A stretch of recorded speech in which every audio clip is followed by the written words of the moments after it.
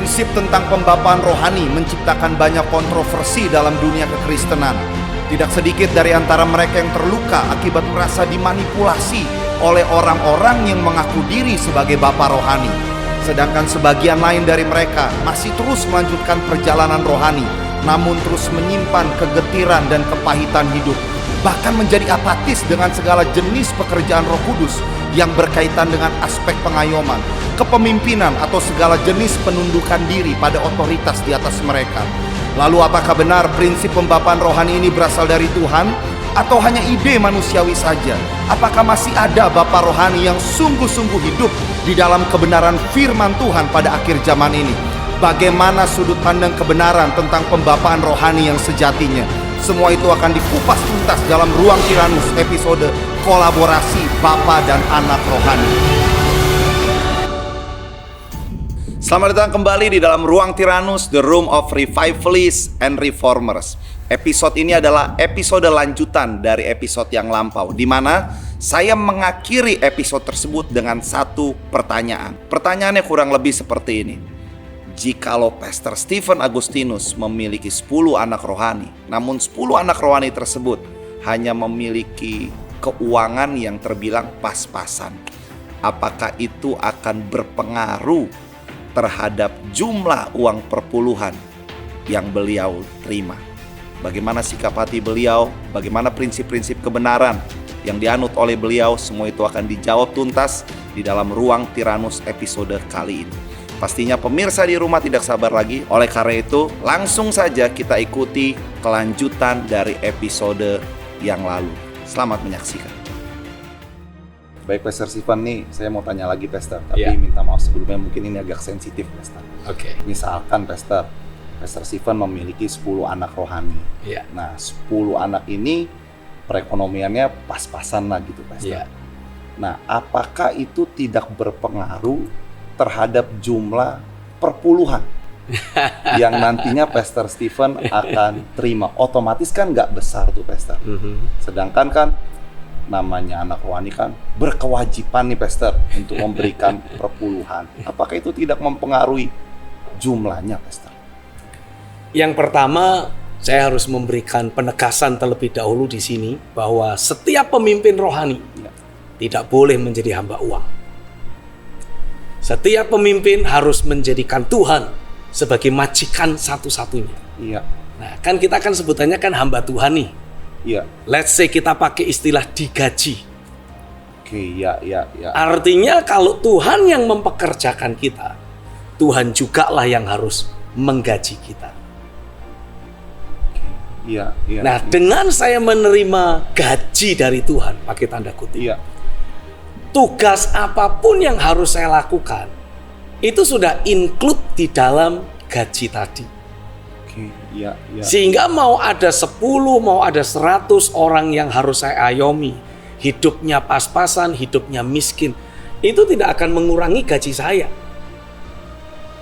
Karena itu bukan dealing antara saya dengan orang-orang yang nanti menjadi anak rohani saya. Itu dealing antara Tuhan dengan saya. Jadi apapun yang menjadi tugas yang harus saya lakukan sebagai seorang bapa rohani, mau mengayomi 10 orang, mau mengayomi 1 orang, mau mengayomi 1000 orang, mau itu orang yang berada ataupun masih dalam pergumulan finansial, nggak ada bedanya. Maksudnya nggak mempengaruhi, maksudnya gini, Pastor, kalau misalnya melayani orang yang berada kan semangat gitu kan, Pastor, kan maksudnya untuk datang, untuk berdoa. Tapi kalau misalnya yang pas-pasan, apakah itu benar begitu, Pastor? Maksudnya tidak mempengaruhi semangat terus untuk melayani Tuhan? Justru ketika kita mulai merasa ada semangat yang besar untuk melayani seseorang, dan semangat tersebut didasarkan karena kita tahu habis selesai melayani orang itu, habis selesai mendoakan orang itu, akan ada berkat-berkat finansial yang akan bercucuran atau berdatangan kepada kita, menunjukkan kalau sikap hati kita keliru. Kalau kita betul-betul menjadikan Tuhan sebagai majikan kita, Tuhanlah yang harusnya menentukan. Kita hanya tinggal mentaati. Mau melayani orang yang kaya raya, ataupun orang yang sederhana, ini sama saja. Yang Tuhan patok buat kita, berkat yang Tuhan sudah tetapkan dalam hidup kita, itu ya sudah tetap. Oke, tidak tergantung Tidak pada itu. tergantung kepada itu. Bahkan saya mendapati, ya, kalau saya harus mengayomi orang yang sudah kaya duluan, ini lebih repot ini. Kalau orang itu tidak belajar menundukkan diri dalam pengayoman saya, nanti salah-salah saya yang diayomi sama dia. Maksudnya gimana tuh, Pastor? Maksudnya begini, orang yang sudah kaya dari dulunya, Iya. kan memang dia sudah memiliki kualitas tertentu Iya. yang membuat dia bergelimang harta. Iya. Salah satu di antaranya pasti ada kualitas kepemimpinan. Nah, kalau saya sebagai seorang pemimpin bertemu dengan orang yang sudah bergelimang harta, punya apa istilahnya, kualitas kepemimpinan yang sudah teruji sehingga dia menjadi Iya. bisnismen yang unggul, katakanlah begitu. Nah, saya ini kan bukan seorang bisnismen. Kalau dia tidak menundukkan diri dalam kepemimpinan saya, Iya. otomatis dia akan seperti mulai memperlakukan saya seperti salah satu bawahannya. Nyuruh-nyuruh, merintah-merintah, ngoreksi-ngoreksi. Wah, Pak Stephen kalau khotbah jangan lama-lama. Iya. Pak Stephen sebaiknya kalau khotbah 30 menit saja. Pak Stephen sebaiknya begini, sebaiknya begitu. Iya. Ya kalau dia memberi saran yang baik, yang selaras kebenaran, yang ilahi, yang sesuai dengan agenda Tuhan, kenapa tidak? Betul nggak kira-kira? Iya. Tapi kan masalahnya ada banyak orang-orang yang dari sononya sudah kaya.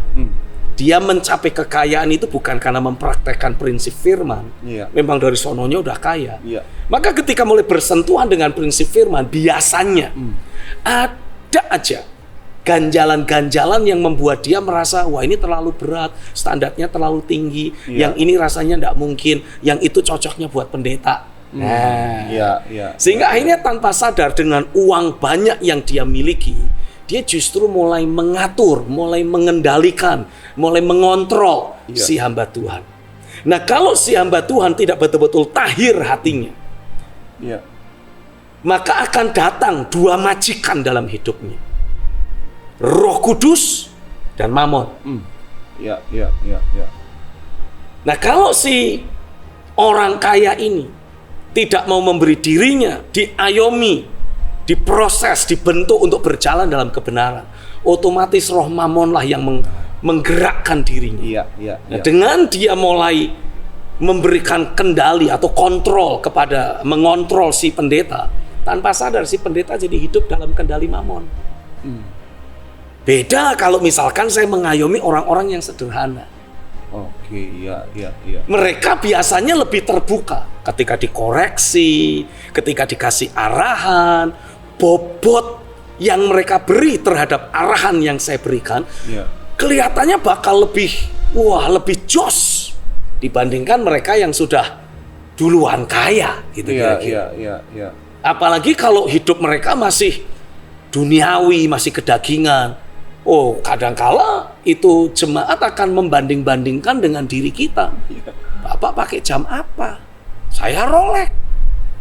Nah, minta maaf. Iya. Kalau misalkan ada jemaat yang seperti itu sama saya akan tanya, kamu pakai jam Rolex, tapi selalu ke gereja terlambat. Lebih baik saya pakai jam harga 100.000, tidak pernah telat. Iya. Rolexmu tidak ada gunanya, telat terus. Tidak on time. Nah, kalau jam nggak pernah on time, buat apa itu jam rusakmu mahal model kayak apa? Jam rusak nggak ada gunanya. Lebih baik jam saya murah tapi on time. Iya. Puji Tuhan, di jemaat yang saya gembalakan nggak ada jemaat yang model kayak itu. Jadi nggak perlu saya harus hardik gitu. Iya. Nah, tapi biasanya untuk jemaat yang mungkin sederhana, yang masih punya ya pergumulan-pergumulan tertentu secara finansial dalam hidup mereka, apa yang menjadi arahan yang kita sampaikan? Oh, sangat dipegang. Dan jangan pernah mengecilkan orang-orang yang saat ini sederhana. Saya belajar mendapati seekor singa yang dengan kuat dan perkasa mengaum bisa menakutkan banyak orang, juga selalu terlahir sebagai binatang yang imut, yang lucu, yang kecil. Tapi beri dia waktu untuk bertumbuh. Oh, dia akan bisa menggentarkan banyak orang. Ya, kalau singa kecil bisa kita gendong-gendong, kita uyel-uyel kepalanya. Nah, kalau dia sudah bertumbuh jadi gede, kepala kita yang diuyel-uyel sama dia. Nah, saya belajar. Di tengah jemaat pun saya melihat bagaimana jemaat yang awal bergabung dengan pelayanan yang saya pimpin, mereka mengalami pergumulan secara finansial. Tapi dari arahan firman, dari arahan secara pribadi yang saya berikan, mereka mengalami ada terobosan finansial. Mereka sekarang sangat diberkati. Mereka memiliki kehidupan finansial yang mungkin jauh lebih baik daripada masa mereka dulu. Ya, saya mendapati mereka tidak pernah melupakan orang yang berjasa membawa mereka alami terobosan. Sehingga sebagai akibatnya, saya nggak perlu tuh sampai sekarang harus khotbah perpuluhan, harus khotbah ini dan itu supaya jemaat belajar memberi. Nggak pernah. Saya mendapati jemaat kalau diajar hidup dalam kebenaran, mereka minimal tahu berterima kasih. Mereka belajar menghargai pelayanan ataupun pribadi orang yang sudah membawa mereka mengalami rentetan terobosan secara finansial. Sehingga kalau boleh dibilang sampai hari ini saya ada berapa tahun? Sekitar 30 tahun lebih pelayanan. Hampir bisa dikatakan saya berkhotbah tentang persepuluhan, tentang hal memberi, itu bisa dihitung dengan jari tangan. Hampir enggak pernah. Enggak pernah. Tapi saya mendapati pelayanan yang saya pimpin terus diberkati secara finansial karena orang-orang yang bergabung di dalam pelayanan tersebut mengalami terobosan rohani. Mereka diberkati secara finansial tanpa harus membuat pengumuman berilah. Bahkan kutip ayat dengan cara yang tidak tepat. Karena kalau engkau memberi digoyang-goyang, dipadat-padatin, itu kan sebetulnya ayat yang berbicara tentang memberi pengampunan, bukan ngasih duit. Jadi kadang-kala kita ambil ayat sembarangan, kita pakai untuk berbicara tentang hal memberi. Sebelum kolekte gitu. Sebelum kolekte. Bahkan di jemaat kita nggak ada kantong kolekte beredar-edar. Tapi setiap kali rumah Tuhan ada kebutuhan. Ini semua jemaat berlomba-lomba memberi, berlomba-lomba menabur tanpa harus diminta. Karenanya saya bisa memberi penegasan buat saudara, hamba-hamba Tuhan. Ayo jangan pernah kita menjadi hamba Tuhan yang punya sebuah asumsi. Kalau jemaat tidak dikhotbahi tentang perpuluhan, maka mereka tidak akan pernah memberikan perpuluhan. No. Persepuluhan itu bukan Taurat. Juga bukan iuran iuran bulanan gereja, bukan. Persembahan persepuluhan adalah merupakan hukum roh. Biarkan Roh Kudus yang bekerja. Biarkan Roh Kudus yang memberitahu. Ketika Abraham memberikan persepuluhan kepada Melkisedek, siapa yang ngajarin Abraham untuk kasih persepuluhan? Siapa yang berkhotbah kepada dia? Nggak ada. Itu adalah hukum rohani. Siapa yang mengajari Yakub untuk berjanji di hadapan Tuhan? Ketika dia terbangun dan pada waktu malamnya dia mendapatkan mimpi, ada anak tangga yang dibangun, malaikat Tuhan turun naik. Lalu ketika paginya Yakub terbangun, Yakub memberikan sebuah janji di hadapan Tuhan. Kalau engkau menyertai aku sampai aku pulang ke rumah Bapakku, semua yang aku terima, aku akan berikan kepadamu 1/10. Siapa yang ngajari Yakub? Nggak ada. Siapa yang berkhotbah tentang perpuluhan kepada Yakub? Nggak ada.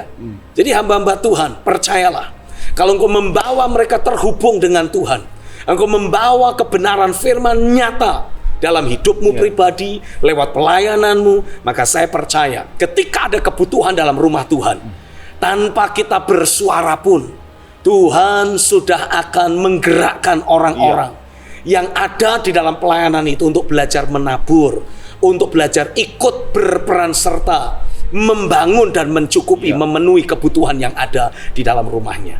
Tapi pastikanlah kebutuhan-kebutuhan yang kita miliki di dalam rumah Tuhan bukan karena ambisi kita pengen punya gereja gede, pengen punya gereja mewah. No, bukan. Tapi karena memang ini agenda Tuhan buat kita yang harus kita wujudkan bersama-sama.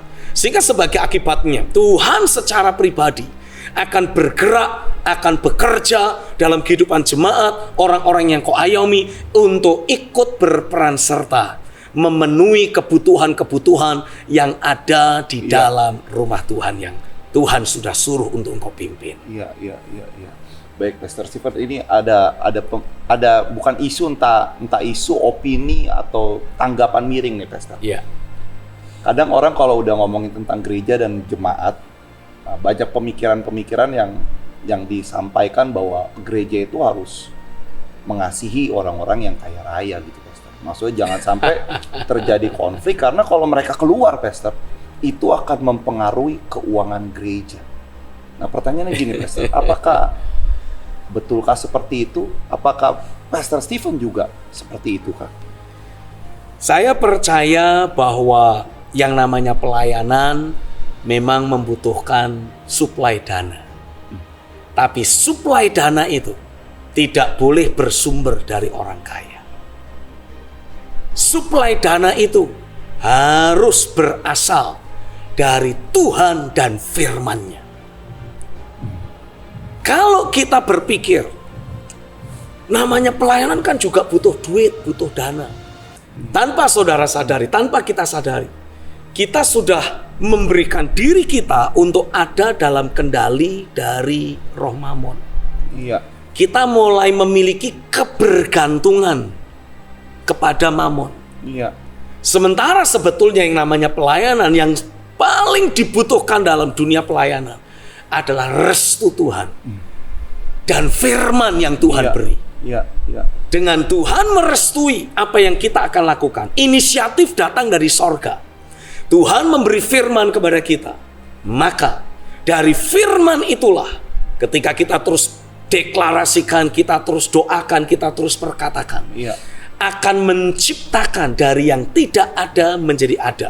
Semua resources yang kita butuhkan akan tercipta melalui pernyataan-pernyataan firman yang Tuhan berikan. Saya nggak mau berteori panjang lebar deh. Kalau kita melihat fasilitas yang ada pada saat ini, termasuk layar LED dan kamera yang dipakai saat ini, ini semua dimulai dari pertama restu Tuhan.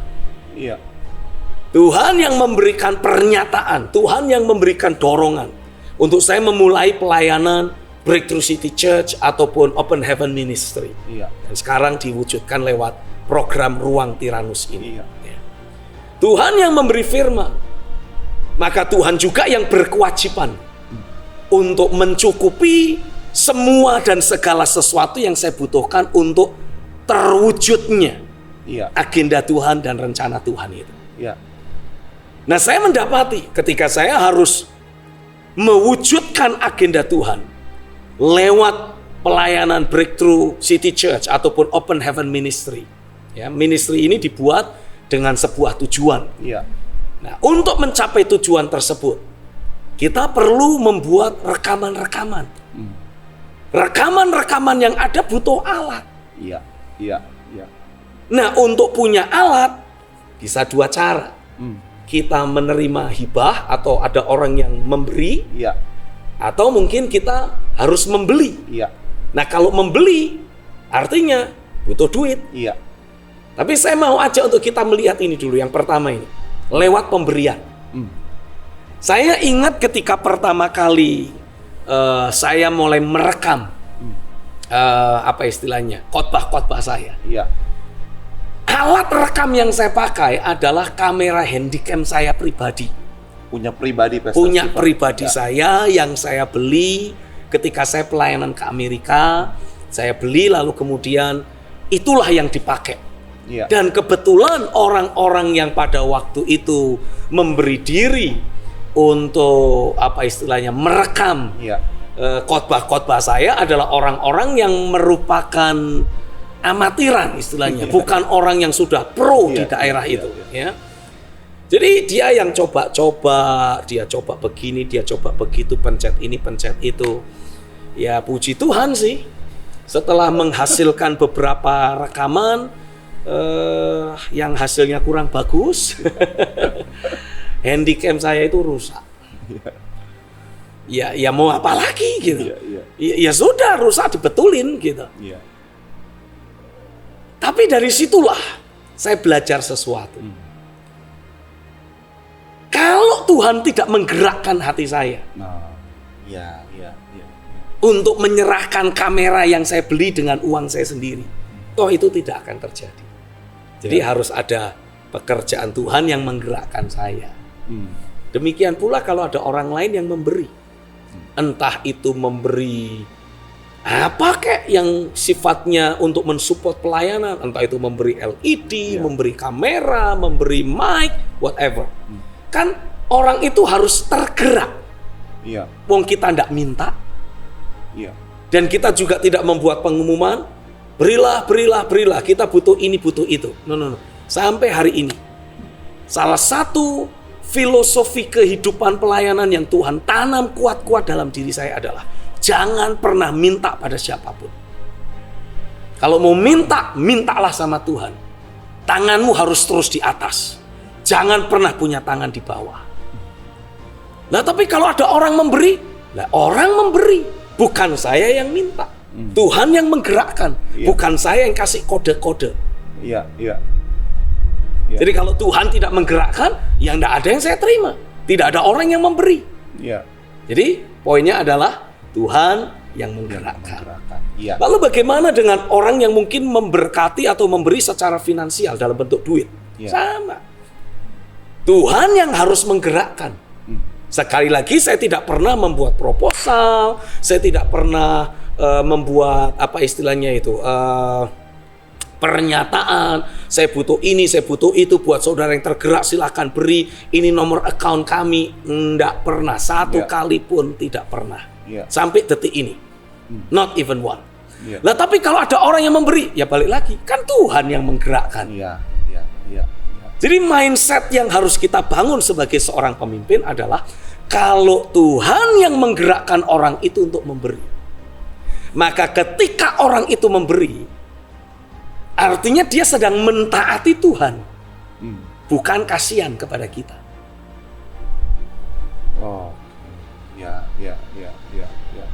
Dan kita secara pribadi yang menerima tidak perlu merasa hutang budi. Makanya dari sejak pertama kali saya pelayanan sampai hari ini, ada orang memberi, ada orang memberkati, ada orang tidak memberkati, saya perlakukan mereka sama. Karena ketika mereka memberikan, mereka disuruh Tuhan yang harus mereka taati. Kalau mereka tidak taat, masalahnya sama Tuhan, bukan sama saya. Dan kalau saya menerima, saya tidak perlu merasa hutang budi. Wong dia memberi karena disuruh Tuhan. Lah tapi kalau kemudian orang itu memberi karena punya niat jahat, pengen cari nama, misalkan seperti itu kayak Ananias dan Safira, ya bersyukur orangnya masih hidup, dikasih kesempatan bertobat. Tapi saya pribadi tidak perlu kemudian jadi merasa bersalah atau merasa hutang budi, karena kembali lagi. Kalau orang memberi harus karena mentaati arahan Tuhan. Jadi perlakuan yang Pastor Stephen lakukan juga sama semua. Sama saja. Orang itu tidak memberi, kenapa? Lah enggak disuruh Tuhan. Lah tapi kan kamu sebagai hamba Tuhan atau sebagai pribadi kan punya kebutuhan. Kebutuhan saya akan dicukupi oleh Tuhan. Bukan oleh orang. Nah, tapi kan tetap lewat orang. Tapi kan tetap karena mentaati Tuhan. Kalau Tuhan tidak kasih, ya nggak akan ada yang saya terima. Kalau Tuhan tidak menggerakkan, ya nggak ada yang saya terima. Tuhan tidak menggerakkan Gideon, padahal Gideon punya apa yang saya butuhkan. That's fine with me. Nggak ada urusan. Saya mah nggak ada masalah. Karena kalaupun Gideon tidak mau memberi, itu urusan Gideon dengan Tuhan. Nanti Tuhan akan kirim orang lain yang mau memberi. Jadi Tuhan punya berbagai macam cara. Tuhan punya berbagai macam cara. Seperti misalkan, saya bahkan mendapati ini membuat saya betul-betul terenyuh. ketika proses pembangunan gedung ini berlangsung, ada salah satu jemaat yang mungkin saya bisa bilang hidupnya sederhana. Ya, dia hanya bekerja menggantungkan kehidupan sehari-harinya berdasarkan jualan jajanan di pasar. Ya itu pun kita sama-sama tahulah, namanya orang jualan jajan pasar itu kan ya berapa sih besar keuntungannya, pasti kan ya tidak sampai berjuta-juta indah gitu kira-kira. Ya kan. Belum lagi kalau jajanannya tidak laku, dibalikin lagi ke dia itu sudah memotong keuntungan lagi. Nah, dia itu cuma punya sepeda motor. Itu pun sepeda motor bekas. Untuk dia menghantarkan jualan dia ke pasar ini dan ke pasar itu. Tanpa saya membuat pengumuman bahwa kita akan membeli tanah, kita akan membangun dan sebagainya. Rupanya jemaat ini mengetahui dari pembicaraan dengan sesama jemaat dan pengerja yang lain. Lalu jemaat itu punya janji sendiri sama Tuhan. Tuhan, aku pengen bisa ikut terlibat menabur dan memberi buat pekerjaan Tuhan. Tapi Tuhan tahulah, karena aku ini orang sederhana, apa yang bisa aku beri. Menurut Tuhan, apa yang aku harus berikan. Dia berdoa. Karena hatinya tergerak. Nah, dalam doa-doanya, Tuhan memberikan arahan.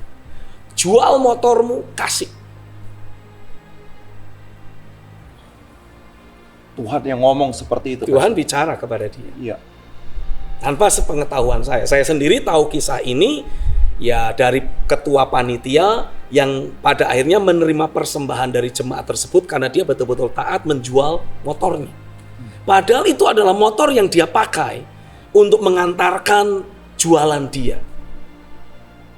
Dan bahkan si ketua panitia pun cerita ketika dia mendapati itu uang hasil penjualan dari motor. Dan ketua panitia tahu pekerjaan dari jemaat ini. Ketua panitia sampai menolak dan berkata, jangan, you tidak boleh begini. Tapi jemaat itu berkata, kamu itu kan hamba Tuhan juga. Saya juga hamba Tuhan. Tuhan suruh saya untuk jual dan kasih persembahan ini.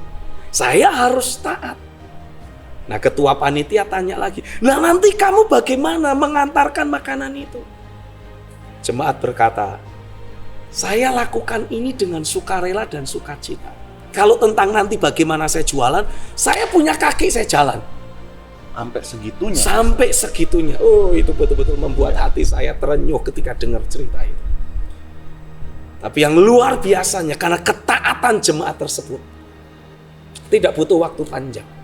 Kalau saya tidak salah, dalam rentang waktu antara 3 sampai 4 atau 5 bulan, Tuhan memberkati dia dengan motor yang baru. Wah, padahal logikanya Pastor kalau kasih gitu kan nggak ada duit lagi. Nggak ada duit lagi, justru akan membuat dia malah pekerjaan tambah susah, pemasukannya berkurang. Gitu. Jalan kaki membuat dia lebih lelah. Tapi Tuhan tidak pernah mau berhutang. Dan itulah yang saya terus lihat dilakukan, dialami oleh banyak jemaat ketika mereka terus belajar menyelaraskan hidup mereka dengan kebenaran.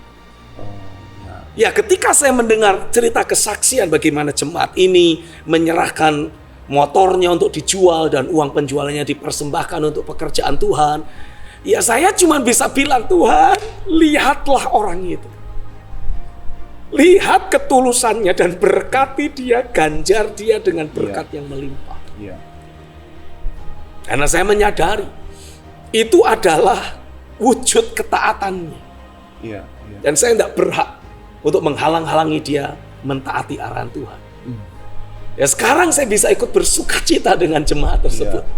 Karena dia menikmati berkat dari dia dengar-dengaran. Saya tidak perlu merasa bersalah karena dia menjual motornya. Saya juga tidak perlu merasa hutang budi karena dia memberi sejumlah uang. Karena itu semua dia lakukan sebagai wujud ketaatan karena arahan yang Tuhan berikan kepadanya. Nah, kalau kita membangun prinsip dan pemahaman ini dalam hidup kita, hamba Tuhan, Engkau tidak akan mengejar-ngejar orang kaya untuk diservis lebih hanya supaya dia tetap memberi sesuatu kepada. Nggak boleh. Percayalah dan belajarlah untuk mempercayakan hidupmu, mempercayakan pelayananmu, mempercayakan pemenuhan kebutuhan atas apa yang ada dalam hidupmu atau pelayananmu hanya kepada Tuhan dan firman-Nya yang sudah memanggil engkau dan sudah mengutus engkau untuk melakukan apa yang harus kau lakukan. Dan percayalah, engkau akan melihat bagaimana pelayananmu akan justru bertumbuh dengan sehat. Ya, kalau kita hanya fokus kepada orang-orang kaya, jemaat yang kurang berada akan merasa minder. Which is itu tidak sehat. Iya. Dan jemaat-jemaat yang berada, jangan-jangan dia akan terang-terangan menjilat kita dan kemudian mengontrol kita. Which is itu juga tidak boleh terjadi. Iya. Kadangkala di gereja-gereja kita mendapati orang-orang kaya duduknya ngumpul sendiri. Orang-orang yang hidup sederhana ngumpul sendiri. Bahkan kadangkala ada ibadah khusus untuk mereka-mereka yang kaya. Di jemaat Breakthrough City Church saya melarang hal itu. Saya kasih mereka kursi yang sama, duduk bersebelahan. Saya sendiri juga duduk bersama mereka. Dan saya tidak mau membedakan mereka. Dan saya mendorong semua saudara, come on, hamba-hamba Tuhan, jangan pernah mengistimewakan orang-orang yang kelihatannya berada. Karena kitab Yakobus sendiri menegaskan, jangan pernah lakukan hal itu. Karena Bapa di sorga juga tidak pernah pandang bulu. Maka kita pun sebagai hamba Tuhan, representasi dari Tuhan yang membawa kita dalam pelayanan, ya, kita pun tidak boleh pandang bulu. Ini jemaat sederhana. Butuh doa, doakan dia. Ini orang kaya, butuh didoakan, doakan dengan doa yang sama. You mendoakan jemaat miskin 5 menit, you doakan orang kaya 5 menit, sama. Jangan sampai gara-gara ini orang kaya, doamu jadi 15 menit atau setengah jam atau bahkan 1 jam. Hanya untuk memberi impresi, ini pendeta sangat menghargai, sangat perhatian, lalu engkau berharap si orang kaya memberi sesuatu kepada. Jangan pernah punya sikap hati yang suka memandang orang. Tuhan sendiri tidak pandang kita. Ya, tidak punya preferensi tertentu. Tuhan tidak pernah pandang bulu. Tuhan lihat hati. Belajarlah juga untuk melihat hati. Ini orang kaya, cinta Tuhan banget. Layani dengan sungguh-sungguh. Bukan karena kekayaannya, tapi karena hatinya yang cinta Tuhan. Pastor Stephen misalnya gini, Pastor. Udah jemaat sudah kaya nih, misalnya diberkati Tuhan, anak rohani sudah diberkati Tuhan. Lalu tiba-tiba apa yang Pastor sampaikan sepertinya tidak lagi sesuai dengan keinginan hatinya dia. Lalu memilih untuk berpisah, meninggalkan gereja. Dalam kondisi seperti itu, apakah Pastor Stephen akan berupaya mempertahankan atau melepaskan? Dan kalau sudah melepaskan, apakah ada perasaan menyesal? Saya belajar sesuatu. Walaupun saya seorang pemimpin yang saya tahu diurapi, diutus oleh Tuhan, masih muda ganteng pula. Guyon, jangan terlalu serius. Saya mendapati dalam hidupku ada perkataan hidup kekal. Saya percaya jemaat mengalami banyak terobosan, banyak perubahan adalah karena mereka mengikuti dan memperhatikan, menerima perkataan hidup kekal yang dia taruh dalam hidup saya. Nah, kalau kemudian ada yang pergi meninggalkan saya, apa yang saya akan lakukan? Ya, saya akan cari tahu dulu, kenapa kamu pergi? Kalau memang kamu pergi karena pindah kota, pindah kerja, iya sudah, ya memang harus pergi. Tapi kalau misalkan ternyata dia pergi meninggalkan saya karena merasa tidak cocok dengan apa yang saya sampaikan, atau merasa terganggu dengan nilai-nilai kebenaran yang saya bagikan, ya saya harus belajar merelakan anak bungsu ini pergi keluar dari rumah bapaknya. Itu beserta dengan uang-uangnya loh Pastor keluar. Bersama dengan dompet-dompetnya sekalipun, ya saya harus belajar rela. Karena dalam Injil Lukas pasal yang ke-15, ketika anak bungsu itu keluar meninggalkan bapaknya, itu bawa harta bapaknya loh. Iya. Ya, dia bukan keluar dengan pakai kaos kotan itu. Bukan dengan cuman sekedar pakai kolor hijau itu. Dia bawa sebagian dari harta bapaknya. Iya. Pergi keluar. Iya. Ya bapaknya relain aja. Dan si bapak sendiri tidak kemudian terus setiap hari nunggu-nunggu kapan anakku pulang bersama dengan harta yang aku kasih. Enggak. Dari mana saya bisa tahu? Dari pernyataan yang keluar dari mulut bapaknya sendiri. Ketika anak itu setelah nyantol di kandang babi. Nah ini yang saya bisa bilang. Semua orang yang keluar dari jalan kebenaran pasti pada ujung-ujungnya akan nyantol ke kandang babi. Nah ketika si anak ini di kandang babi menyadari bagaimana hidupnya dahulu ketika ada di rumah Bapa. Dia berkata, aku telah berdosa terhadap sorga dan terhadap Bapa. Aku mau kembali ke rumah Bapa. Karena di rumah Bapakku, hamba-hamba yang paling kecil, paling sederhana sekalipun bisa makan dan menikmati kecukupan. Lah aku mau makan ampas babi aja nggak boleh. Aku mau kembali ke rumah Bapa. Walaupun aku nggak dianggap anak, nggak apa-apa lah. Yang penting bisa pulang ke rumah Bapa. Dan itulah yang dilakukan oleh si anak bungsu. Tapi perhatikan pernyataan yang diucapkan si bapak. Ketika anak bungsunya pulang, lalu kemudian direstorasi oleh si bapak, lalu anak sulungnya merasa cemburu, anak sulungnya ngambek, dan si ayah datang kepada anak sulungnya. Perhatikan pernyataan yang si bapak ucapkan. Bapak itu berkata, anakku yang dahulu mati, hidup kembali. Yang dahulu hilang, aku temukan lagi. Jadi ketika si bungsu keluar dari rumah bapaknya, dianggap hilang. Ketika si bungsu keluar dari rumah bapaknya, dianggap sudah mati. Nah sebagai hamba Tuhan, ya kita harus punya sikap hati seperti itu.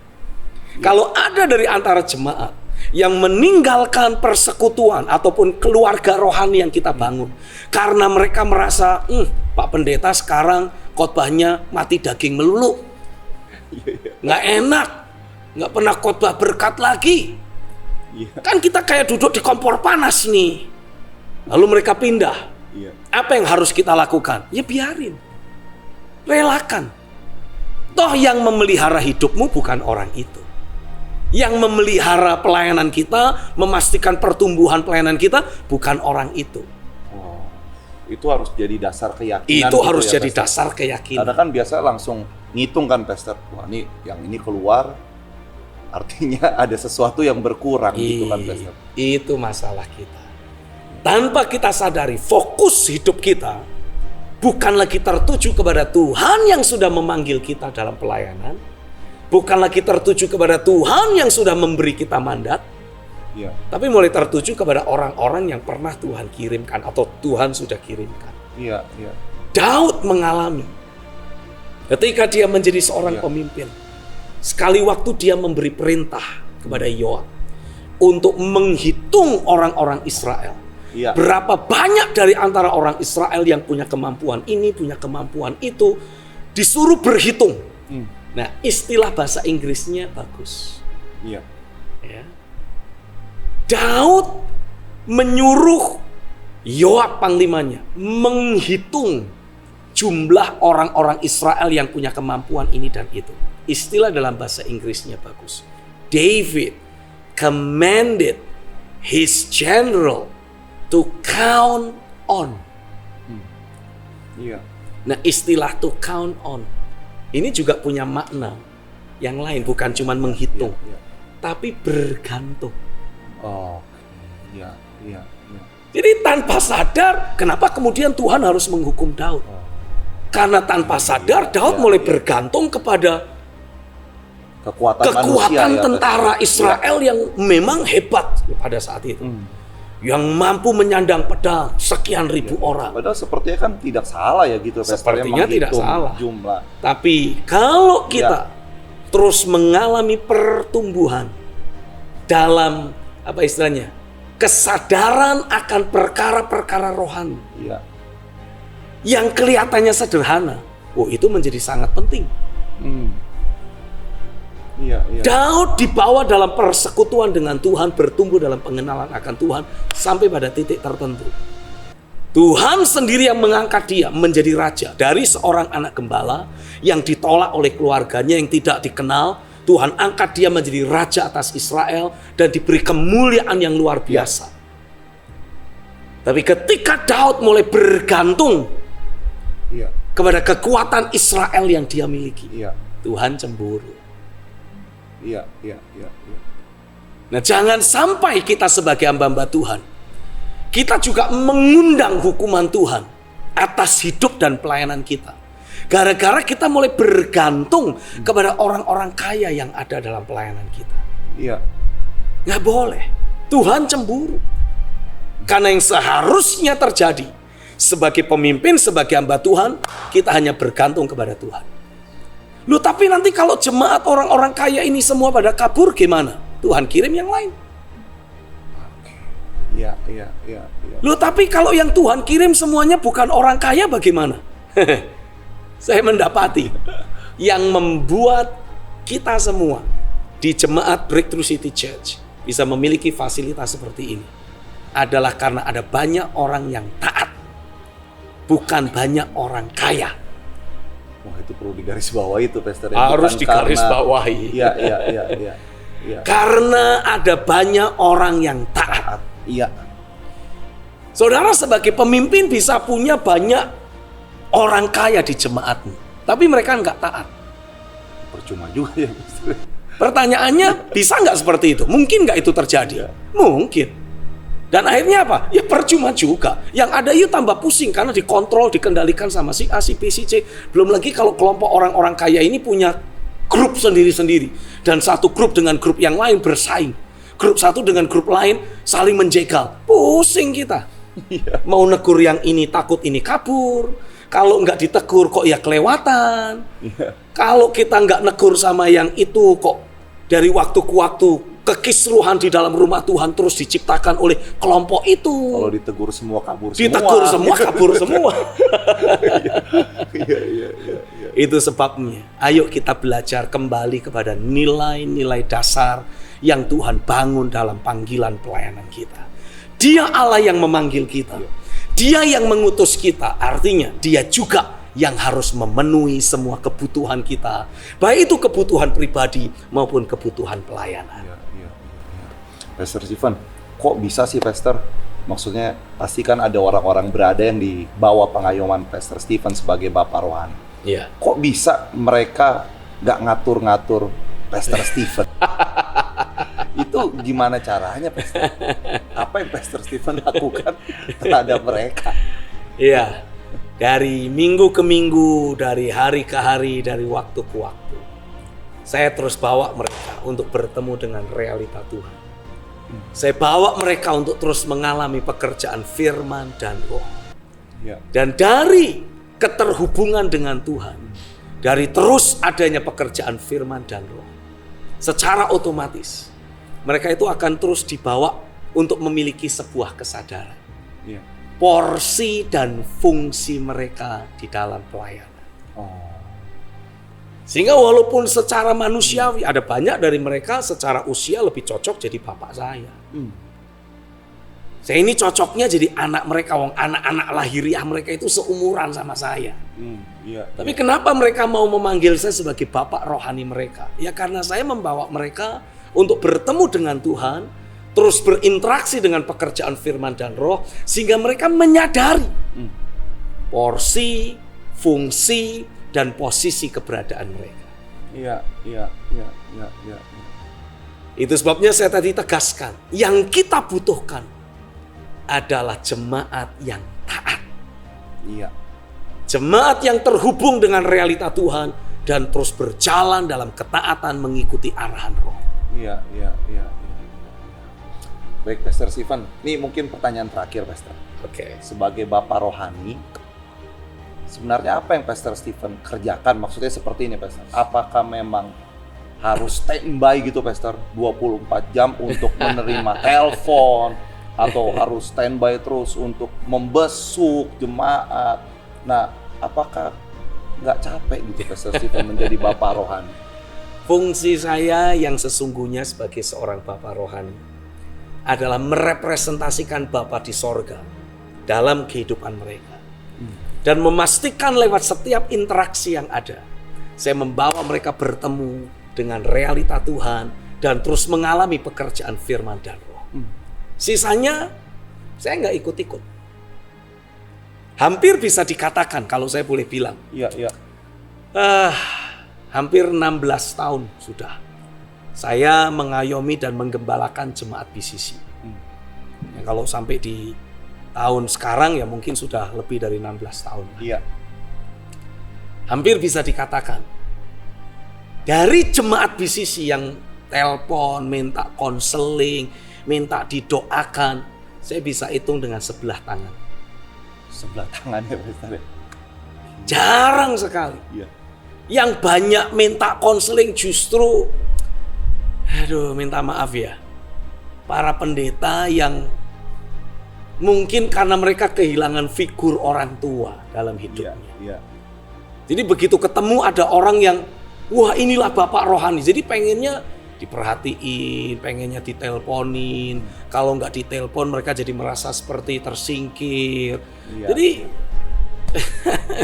di tengah-tengah jemaat sendiri nggak ada yang manja-manja seperti itu. Iya. Justru orang-orang yang masih di luar sana, yang keterhubungannya kurang akurat, ini yang aneh-aneh. Bisa jam 2 pagi telepon. Tapi di jemaat sendiri, Pastor Stephen membangun sedemikian rupa. Saya jadi nggak bangun seperti hidup itu ya, jemaat untuk mereka belajar mandiri. Karena sebagai seorang Bapak rohani, tugas saya yang sesungguhnya justru menghubungkan jemaat dengan realita Tuhan, bukan dengan saya. Makanya tolong, seberapa banyak saudara yang melihat program Ruang Tiranus saat ini, pastikan saudara tidak mengejar saya. Jangan. Saya itu bukan siapa-siapa. Saya itu nggak punya apa-apa. Saya hanya punya Tuhan. Kalau saudara mau mengejar, kejarlah Tuhan yang ada di dalamku. Dan pastikan lewat arahan, lewat tuntunan yang saya sampaikan, lewat prinsip-prinsip yang saya bagikan, pastikan kau mentaati itu semua. Karena ketika engkau mentaatinya, tanpa saudara sadari, engkau sedang saya pertemukan secara pribadi dengan Tuhan yang sudah memanggilku, Tuhan yang sudah memeliharaku, Tuhan yang sudah mengurapiku, dan Tuhan yang sama yang sudah mengutus saya akan menjadi Tuhan yang juga memelihara hidupmu, yang menjadi Tuhan yang akan memelihara engkau, mengurapi engkau, menyertai engkau, dan memakai engkau dengan luar biasa. Iya. Jadi Pastor, maksudnya gambaran Bapak rohani itu kan seringkali itu kita berpikirnya wah harus berpuasa terus untuk jemaat, terus juga mendoakan. Jadi juga kalau ketemu tuh kayaknya mukanya juga kayak bawa pergumulan. Jadi apakah Pastor Stephen juga mengalami hal seperti itu? Tapi kalau cara Pastor Stephen membangun jemaat untuk ngalamin Tuhan, rasanya itu tidak Pastor Stephen alami. Ya, konsep yang Tuhan ajarkan sebagai seorang pemimpin, saya harus menjadi imam bagi umat yang Tuhan percayakan kepada saya. Nah, di dalam Alkitab dituliskan imam besar yang memang bertugas untuk masuk ke dalam ruang Maha Kudus 1 tahun sekali. Ya, kalau sekarang kita nggak boleh cuma setahun sekali, harus setiap waktu ada di ruang Maha Kudusnya Tuhan, di ruang tahta sorgawi.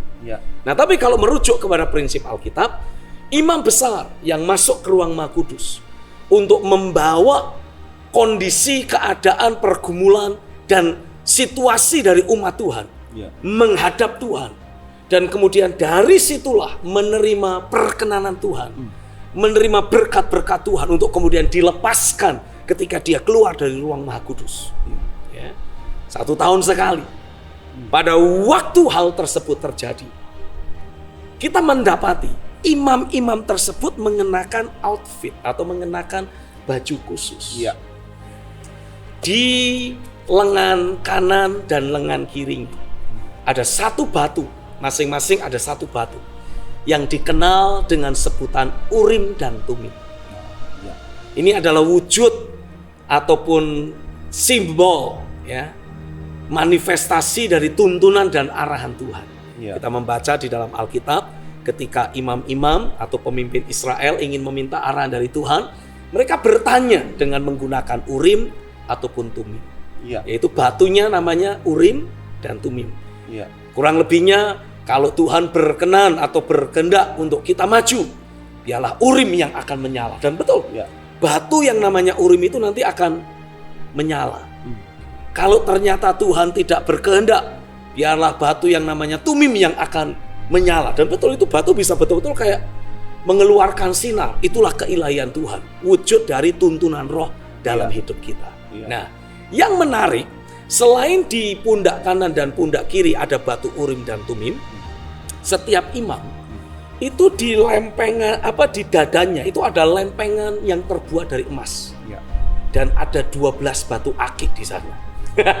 Iya. Tuhan pun ternyata suka koleksi batu akik. Nah, ada 12 batu ya, yang berbeda-beda sebagai lambang dari 12 umat suku Israel. Iya. 12 suku Israel. Iya.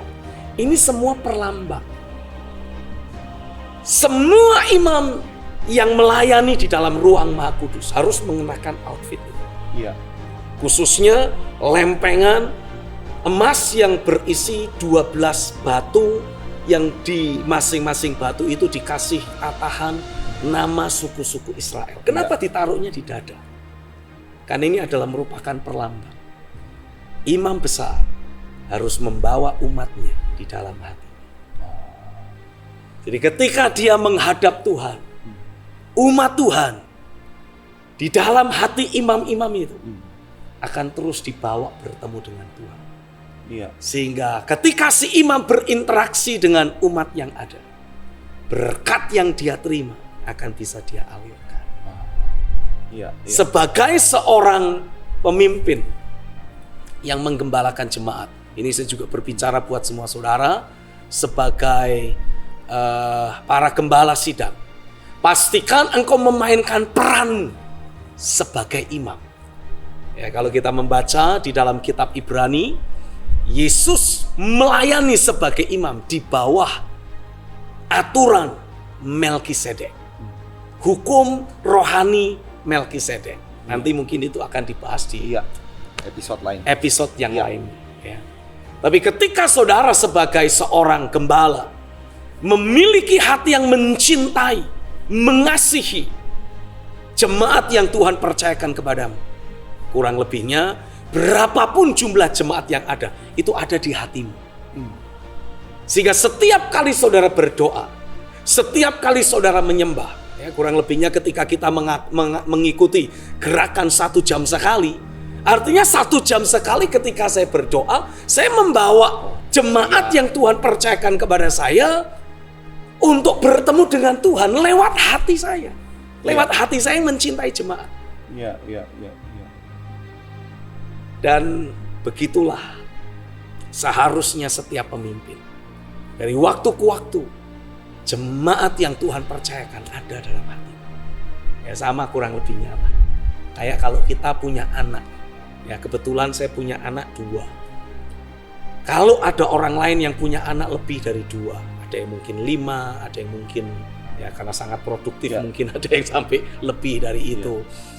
Masing-masing anak pasti karakternya beda-beda. Iya. Tapi masakan sebagai orang tua, kita hanya mengingat dan sayang sama anak yang katakanlah cakep doang, atau anak yang perempuan doang, atau anak yang dikit-dikit daddy, dikit-dikit mami. Enggak.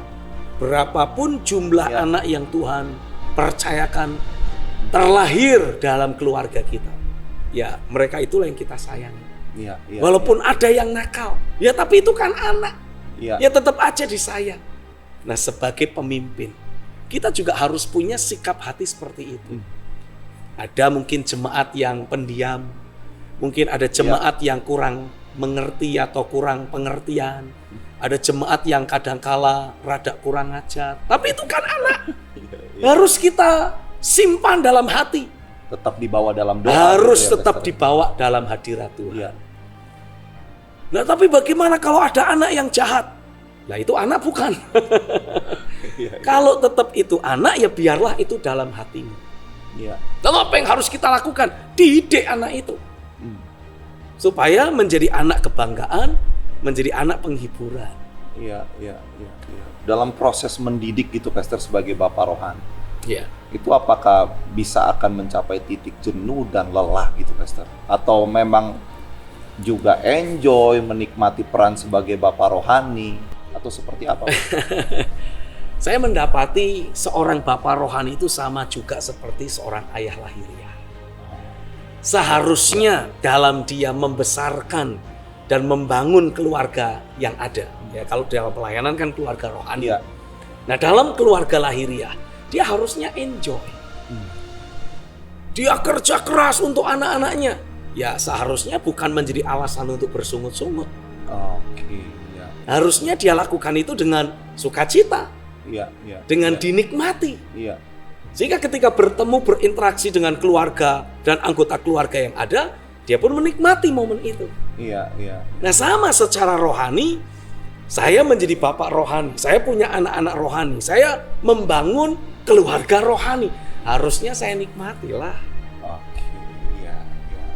Nah, supaya saya betul-betul bisa menikmati keluarga rohani yang ada, ya saya harus pastikan saya membangun dengan prinsip firman. Saya memastikan semua anak-anak rohani saya hidup dalam firman. Sehingga otomatis nggak ada yang perlu menyakiti hati kita. Kita nggak perlu merasa sakit hati. Kenapa? Karena semua anak-anak rohani kita hidup di dalam jalan Tuhan. Ya, jadi benar-benar enjoy gitu ya, Pastor. Harusnya enjoy. Makanya saya awet muda.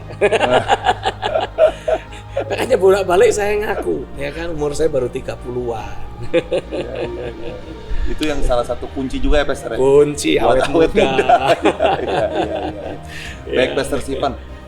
Saya diberkati dengan apa yang Pastor Puji sampaikan. Tuhan. Saya percaya pemirsa di rumah juga sangat-sangat dibangun, Pastor. Amin. Pastor Stephen, bolehkah berdoa untuk pemirsa? Oke, mari kita satukan hati, kita akan berdoa. Bapak, terima kasih lewat percakapan yang dilakukan dalam ruang Tiranus ini. Abah berdoa ada nilai-nilai kebenaran Amin, yang terus amin, ditaburkan dalam hidup kami. Ada nilai-nilai kerajaan sorga yang terus ditanamkan dalam hidup kami. Secara khusus aku berdoa untuk setiap pemimpin, untuk setiap hamba-hamba Tuhan, untuk para gembala jemaat. Di alam mereka betul-betul alami ada pekerjaan firman dan roh yang terjadi dengan kuat. Memposisikan mereka untuk ada pada level berotoritas. Dan dengan otoritas yang Tuhan beri, mereka bisa membawa, menumbuhkan, membangun keluarga rohani yang ada. Jemaat yang Tuhan percayakan di dalam kebenaran. Bawa setiap jemaat lewat para pemimpin yang ada untuk berjalan dalam ketaatan. Karena kami percaya ketika kami terus berjalan dalam ketaatan, kami sebagai pemimpin ataupun kami sebagai jemaat, kami berjalan dalam ketaatan, jalan dalam keakuratan. Realitas sorga akan menjadi nyata di tengah-tengah kami. Hamba berdoa keluarga-keluarga rohani yang Tuhan bangun lewat kehidupan hamba-hamba Tuhan yang ada, betul-betul mendemonstrasikan keluarga sorgawi, mendemonstrasikan realita kerajaan sorga di atas muka bumi ini. Sebagai hamba Tuhan, aku akhiri program pada saat ini dan aku deklarasikan atasmu, nikmatilah hari-hari sorga dalam kehidupanmu sehari-hari. Terjadilah di dalam nama Yesus. Amin. Amin. Amin. Haleluya. Terima kasih Pastor Stephen buat kehadirannya. Kita akan ketemu lagi di episode berikutnya. Pasti lebih seru lagi nih. Asik. Luar biasa. I love you. Saya percaya apa yang Pastor Stephen sampaikan kepada kita semua itu menjawab tuntas hal-hal yang selama ini kita anggap tabu untuk dibicarakan di depan umum karena menyangkut perpuluhan, menyangkut keuangan dari hamba Tuhan, Bapak rohani atau pemimpin rohani. Saya percaya apa yang Pastor Stephen sampaikan mengakhiri segala kekisruhan, segala isu, segala gosip miring, segala pandangan mengenai hamba Tuhan, khususnya dalam area keuangan. Oleh karena itu saya juga mengajak pemirsa di rumah, bagi saudara yang belum memiliki buku kolaborasi Bapa dan Anak Rohani, segera saudara bisa mendapatkan buku ini, karena di dalamnya terdapat banyak prinsip-prinsip, nilai-nilai kebenaran firman Tuhan yang dianut oleh Pastor Stephen Agustinus yang menjadi jalan hidupnya. Saya yakin hal tersebut akan menuntun saudara untuk bisa memiliki hubungan yang benar, hubungan yang sehat dengan pemimpin rohani yang Tuhan tetapkan. Jadi segera hubungi nomor di bawah ini untuk mendapatkan buku kolaborasi Bapa dan Anak Rohani. Kabar baiknya 10 penelpon pertama saudara akan mendapatkan full episode kali ini dan juga akan mendapatkan rekaman Words of Breakthrough. Apa itu Words of Breakthrough?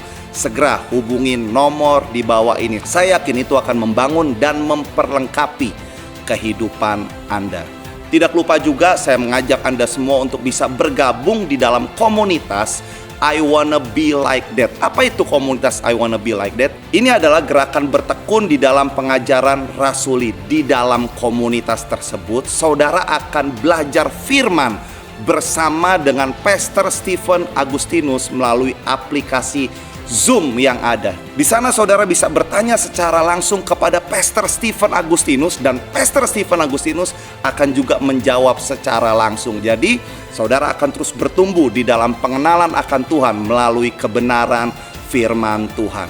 Ayo segera daftarkan diri saudara di dalam komunitas I Wanna Be Like That dengan cara hubungi nomor di bawah ini, daftarkan diri saudara, dan nikmatilah kuasa kebenaran yang akan terus memulihkan dan mencetak Anda menjadi serupa dengan Kristus. Bersama saya Gideon, sampai jumpa kembali di dalam Ruang Tiranus, The Room of Revivalists and Reformers.